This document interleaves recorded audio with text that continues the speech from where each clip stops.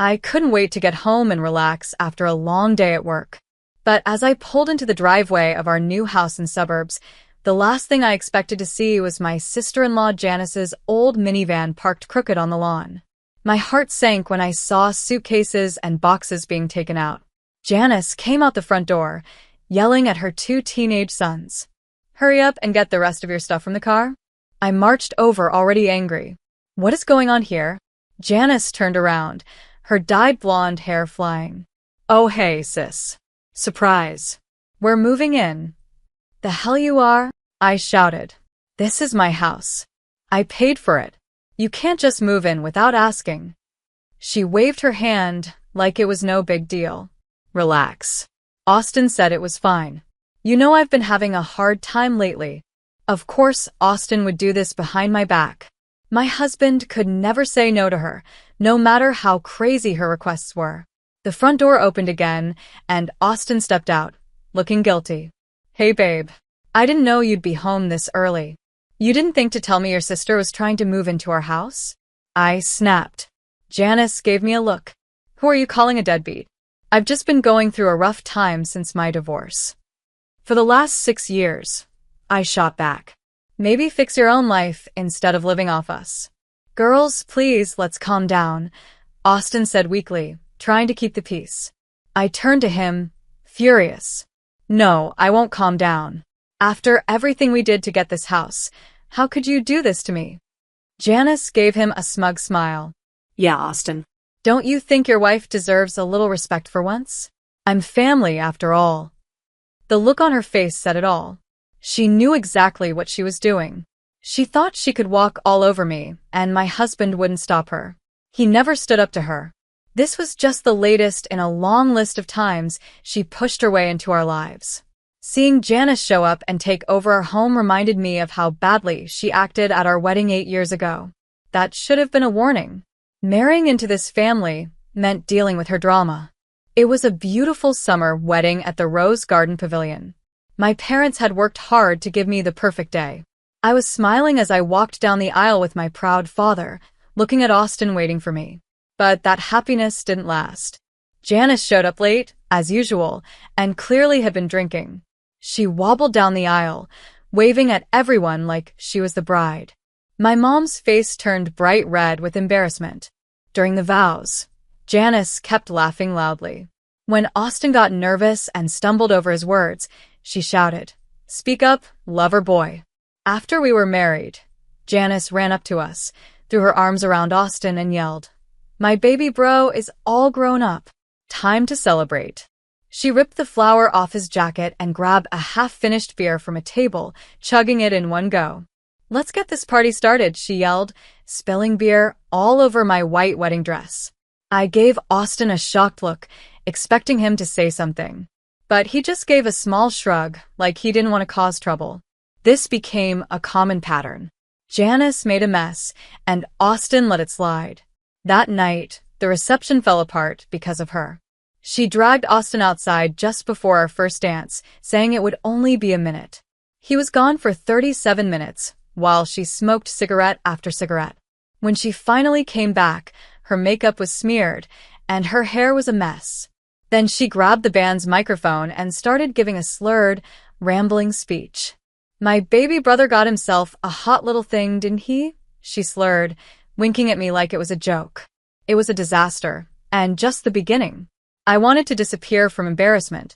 Austin just sat there looking uncomfortable, too shy to take control of his own wedding.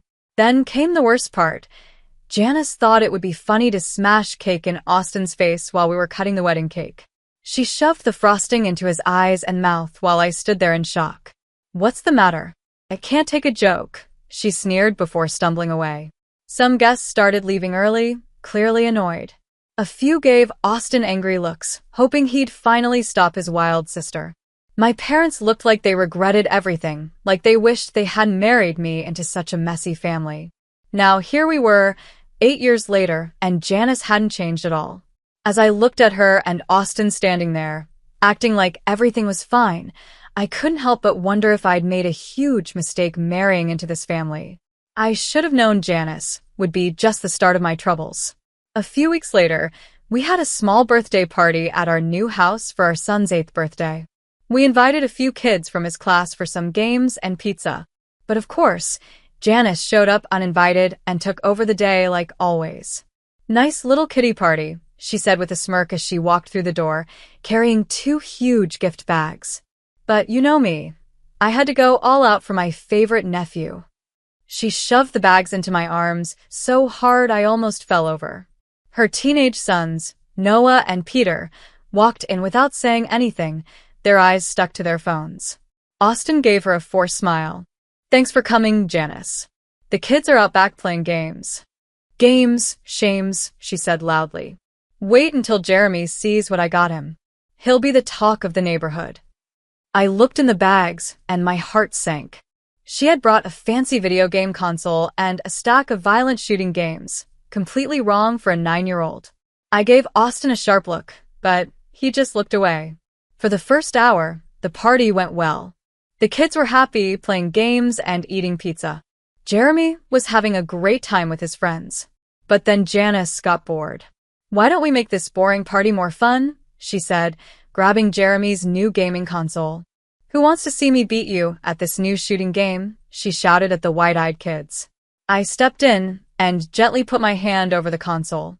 "Janice, I don't think those games are right for this age." She rolled her eyes. "Oh, relax. They're just games." I was playing zombie and alien games at their age. "Didn't hurt me," Janice said. Before I could stop her, she walked right past me and started setting up the violent game. The boys were glued to the screen. "Janice, Gloria's right. Let's put that away for now," Austin finally said in a quiet voice. Janice rolled her eyes. "You two are so boring," she groaned. "I'm the cool aunt, remember?" She turned the volume way up, and the room was suddenly filled with loud gunfire and awful screaming from the game.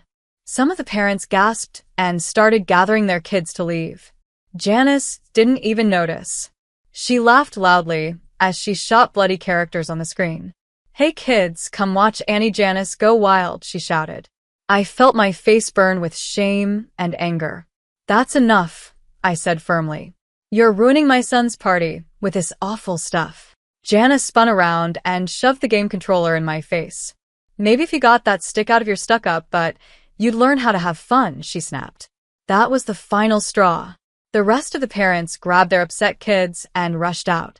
Some gave me looks of pity. Even Jeremy started crying. And Austin? He just stood there, frozen like always, never able to stand up to his bullying sister. I had hit my limit. As the last parent left, I turned to Austin, furious. "Your sister has gone too far this time. If you don't deal with her, I will, and you're not going to like it." After Janice's awful behavior at Jeremy's party, I knew I had to take things into my own hands. She couldn't keep walking into our lives and making everything worse while Austin just stood there. The next morning, I started collecting proof of her bad behavior. I found old texts and emails where she insulted me and asked for ridiculous things. I recorded voice messages of her yelling whenever she visited. And I also saved anything that showed how Austin allowed her to act this way, including voicemails. Austin had sent me so many messages making weak excuses for Janice's actions. I had screenshots of him asking me to be the bigger person and let things go, even after Janice insulted me. It was like a messed up back and forth, but the truth was clear now. Both of them were in the wrong. Janice was loud and pushy, but Austin's silence and weakness made it worse. As my file of proof kept growing, I made an appointment with a divorce lawyer. Her name was Catherine. She was a small woman wearing a pinstriped suit. I told her the full story, trying to stay calm and serious. "So basically, my sister-in-law is a selfish bully, and my husband lets her treat me however she wants without saying a word," I said. "I've had enough. What can I do?" Catherine nodded and took notes. "This sounds like emotional abuse and a toxic home life. That's definitely reason for divorce, especially with the proof you've collected." "What about our stuff?" I asked carefully. "We just bought a new house.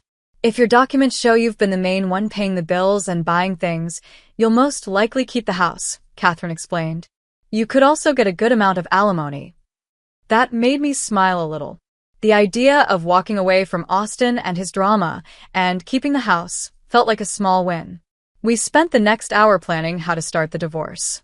Catherine told me to separate my money from our shared bank accounts right away, just to be safe. As I left her office, I felt something I hadn't felt in a long time. Power. I had spent years feeling helpless while Janice caused chaos and Austin just stood by. But now things were different. I stopped by a store on my way home and bought an expensive video camera. If I was really going to end this marriage, I needed strong proof. I had to be ready. Over the next few days, I got to work. I made sure to keep the camera recording every time Janice came over and started one of her angry rants. One day, she noticed it and gave me a suspicious look. "What's with the camera, weirdo? Are you filming a movie about how awesome I am as an aunt?" she sneered. I gave her a tight smile. "Just capturing some family memories." Austin looked confused, his eyebrows scrunched, but didn't say anything. He was completely clueless about what I was planning. With every new video of Janice acting out, I felt more sure of what I had to do. She had gone too far, and Austin had failed to stand up for me. They both needed to face the results of their actions, no matter how serious. So I quietly started putting together a plan that would change all of our lives. With all the proof I had collected, it was time to set the trap and get my final payback. I decided to use Janice's love for attention against her by throwing a huge housewarming party. When I mentioned the idea, her eyes lit up with excitement. "A real housewarming party," she said with a grin. "Finally, a chance to show off your fancy new house." I forced a cheerful smile. "That's exactly what I was thinking. I want to celebrate our fresh start in this beautiful home." "Well, you know I'm taking charge of the planning," Janice said, flipping her hair. "You've got no taste or class." I nodded like I agreed. "Of course. I'm happy to let you take full control. Invite whoever you want, go all out with decorations and food, whatever you think is best." Janice laughed with joy. "This is going to be a party no one will ever forget. Leave it all to me, sis."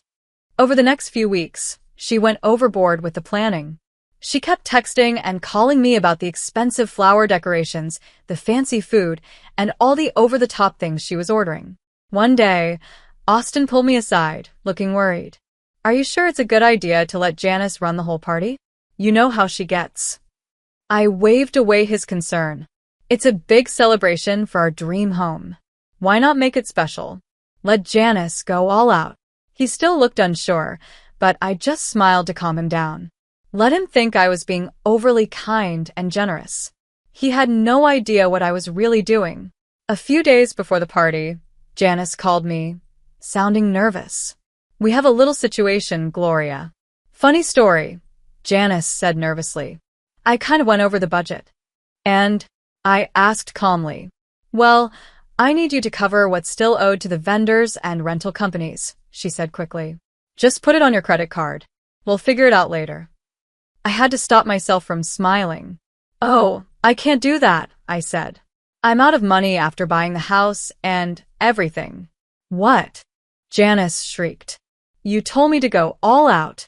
What am I supposed to do now?" In a fake, sorry tone, I said, "Oh no, I should have warned you about my money situation. Why don't you just put everything on your credit card? I'm sure it'll be fine." There was a long silence on the other end as she realized what had just happened. You little trickster," she finally said, furious. "This was all a setup." "I don't know what you're talking about," I replied sweetly. "Just go ahead and pay for everything, sis. I'll see you at the party." She started yelling and swearing, but I hung up the phone with a smile. Everything was falling into place. The housewarming party turned out even more over the top than I had imagined. Janice had really gone all in, just like I hoped. The backyard sparkled with fairy lights. Flowers were everywhere. Tables were packed with fancy snacks and champagne. Guests arrived and couldn't stop staring at the expensive decorations. They were clearly impressed. Janice soaked it all in, smiling proudly and pretending to be a classy host. "Isn't this just fabulous?" she kept saying in a fake fancy voice, waving her arms like she was a queen. Austin leaned in toward me at one point, lowering his voice. Babe, this seems kind of extreme, even for Janice. How much did all this cost? I gently patted his arm. Don't worry, Janice is covering it all. He looked confused, but I didn't explain. Let him stay clueless a little longer. As the party reached its peak, Janice grabbed the microphone to give a toast. She tapped it with her champagne glass, trying to quiet everyone. May I have everyone's attention, please? She shouted, her voice slurred. She had clearly had too much to drink already. The crowd went silent and turned to look at her. Janice stood tall, acting like she was the star of the night. You can all see I've thrown one amazing party to celebrate my sister-in-law's new house, Janice began, her words already a little slurred. Gloria may have had the money to buy this place, but she sure doesn't have the class to throw a proper party. A few people gave awkward laughs, but most just glanced around uncomfortably. Janice didn't notice. She kept going. That's why I stepped in, with my amazing taste and connections, to turn this plain little house into something truly special, she said, waving her glass and almost spilling her drink. So raise your glasses to me, she added proudly, the real genius behind this unforgettable night. That was my moment. I stepped up and smoothly took the microphone from her hand. You're absolutely right, Janice, I said calmly. You did plan every part of this big fancy event all by yourself. Janice looked surprised for a second, then smirked and reached for the mic. That's right. Give your fairy godmother some credit for once. I held the mic out of her reach and raised my hand to quiet her. And that's why, I said louder now, I think it's only fair you get full credit for everything, including paying for it. The crowd went silent. Janice's fake smile slowly turned into shock. That's right, I continued. Janice kindly offered to cover all the costs, food, decorations, rentals, everything. She insisted on handling the whole thing. Janice's face turned pale. You liar, she stammered. But I didn't stop. I looked out at the stunned guests and said, so let's give one more big round of applause to the woman who spent over $200,000 on this party, right out of her own empty wallet. No one clapped. The room was completely silent. All eyes were on Janice. Her mouth opened, but no sound came out. She looked frozen in place. What's wrong, Janice? I said into the mic. I thought you liked being the center of attention. With a loud cry, she turned and ran out of the party, knocking over a tray of champagne glasses as she fled. The crashing sound of breaking glass was the only thing anyone could hear. The mood at the party broke completely. Guests stood around quietly, unsure of what to say. The night, like those shattered glasses, was in pieces. I stood there holding the microphone, still full of adrenaline after calling out Janice in front of everyone. For a brief moment, I felt a small pang of guilt for doing it so publicly. But that feeling disappeared as soon as Austin came storming over, his face full of anger. What the hell was that? He hissed, grabbing my arm hard. How could you embarrass my sister like that? I pulled my arm away. Are you serious right now? After everything she's done to me, you're still defending her? All I did was give Janice a taste of her own medicine. Austin's hurt expression quickly turned into fury. That was too far. I know she's not perfect, but she's still family. This was cruel. And what about me? I shouted, my voice rising. When have you ever stood up for your wife against your sister's abuse? Austin opened his mouth like he was going to argue, but I didn't give him the chance. I pulled my phone from my purse. Don't bother lying. I have proof. With a few taps, I played a recording I had saved from months ago. Janice's voice rang out, sharp and angry. God, your wife needs to get off her high horse, she said. Always has to act like she's queen of everything. Then came Austin's quiet voice. Come on, Janice, don't talk about Gloria like that. Oh, shut up, you spineless worm, she snapped. If you had any guts, you'd put your nagging wife in her place. I stopped the recording and stared at Austin. That's just one example. I've got hours of this. Janice insulting me while you say nothing. The remaining guests were quiet, clearly uncomfortable with everything being laid out in the open. But I didn't care. I was done pretending our marriage was fine. Austin's face turned red, but he didn't try to argue. He knew it was all true. "You're right," he said finally, avoiding my eyes. I should have handled Janice better. But this public scene was too much. My anger boiled over at that. "Too much," I shouted, throwing the mic to the ground with a loud thud. "You don't get to say what's too much, not after standing by while your sister disrespected and humiliated me for years." I took a deep breath, trying to calm down. I knew I needed to keep control now. When I spoke again, my voice was calm but serious. "I'm done letting you and Janice walk all over me," I said. "That's why I've already met with a divorce lawyer, and I've started separating our finances." Gasps spread through the crowd. Austin's eyes went wide with shock and fear. You can't be serious," he stammered. "Babe, please, let's not do anything crazy." In response, I pulled out my phone again and played more recordings. "This new house is so boring and plain," Janice's voice said mockingly. "If you were smart, you'd put it in my name so I could fix it up and make it actually nice." I stared at Austin. "Were you planning to give our house away to help your sister's fantasy?" He shook his head quickly, a little spark of courage finally showing. "No. No, of course not. She was just joking." I played another clip. This time, Janice's voice was slurred and rude. "Gloria doesn't deserve a hardworking guy like you. You should have married someone who knows how to keep quiet and obey her husband." That one hit Austin hard. You could see it on his face. His pride was hurt by the suggestion that he was being controlled. "That's enough," he said, clearly upset. "What do you want from me, Gloria?" "A divorce," I said flatly. "It's already started. I'll be keeping the house and most of our things, because after everything Janice has done, and you allowing it, that's what I deserve." The guests fell silent again. Even Janice's teenage sons looked shocked. It was clear to everyone now that Janice's behavior had torn the family apart. Austin opened and closed his mouth like he wanted to say something but couldn't find the words. Finally, all he managed to say was, "You're really giving up on us this easily?" I looked at him one last time, cold and steady. "I gave up on our marriage years ago, Austin. You were just too blind to notice, too busy living in Janice's fantasy world." With that, I turned and walked away, leaving Austin and the guests behind to deal with the mess I had finally stopped cleaning up. The divorce that followed was surprisingly simple. I showed the judge all the proof I had gathered, everything about Austin ignoring me and Janice constantly treating me badly. Just like my lawyer Catherine said would happen, the judge ruled in my favor. I was awarded the house and a large alimony payment. Mr. Tyler clearly failed to give his wife a safe and supportive home, the judge said firmly, as Austin lowered his head in shame. He also made no real effort to protect her from his sister's harmful behavior. Janice sat quietly in the back of the courtroom, no longer dressed in fancy clothes. She had been forced to sell many of her things just to pay off the huge catering bills from the party disaster. The smug look she always wore was finally gone. As for Austin, the divorce left him nearly broke.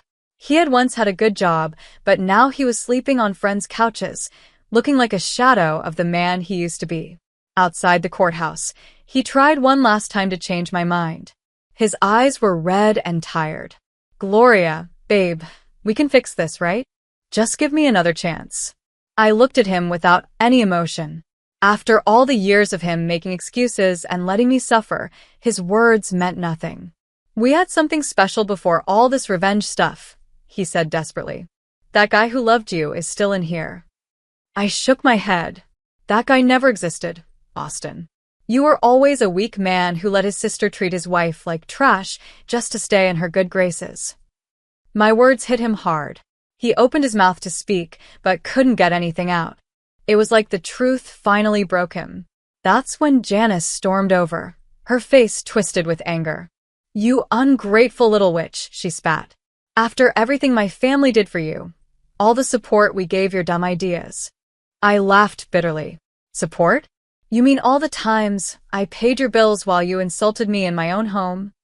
Janice's hands curled into fists like she wanted to hit me. But I wasn't scared anymore. I stood tall and looked her straight in the eyes. "The free ride is over," I said. "No more using me. No more walking all over me. You're going to end up broke and alone, drowning in the mess you made. Janice flinched, like my words had struck her just as hard. It felt like I had slapped Janice, even though I hadn't touched her. For once, the loud, controlling woman had no smart reply or cruel joke. My words had hit harder than anything she could have said. Austin leaned against the courthouse wall, watching the argument like a man who had already lost. "Is this really how you want our family to end?" he asked weakly. "Do we have to burn it all down?" I gave him a hard look. "You already did that, Austin. A long time ago. Every time you chose your sister's selfish demands over your wife's happiness, you destroyed us." His shoulders dropped. He finally seemed to understand how much damage he had caused. Janice just stood there, staring at me with hate in her eyes. I could tell she was already thinking about how to get back at me, but I didn't care anymore. As I turned and walked away from them both, I felt calm and free.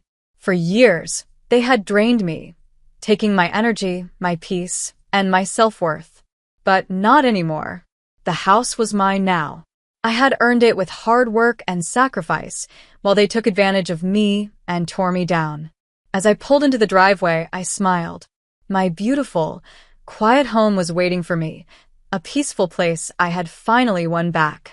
All the painful memories of Janice's cruelty and Austin's weakness began to fade as I stepped through the front door. This was the beginning of a brand new chapter in my life, one where I was free. I would chase new dreams, find new goals, and maybe even meet someone who truly saw my strength and supported me instead of breaking me down. But that could wait. For now, I simply enjoyed the feeling of surviving everything they put me through. I came out stronger, and I was finally ready to live the life I truly deserved.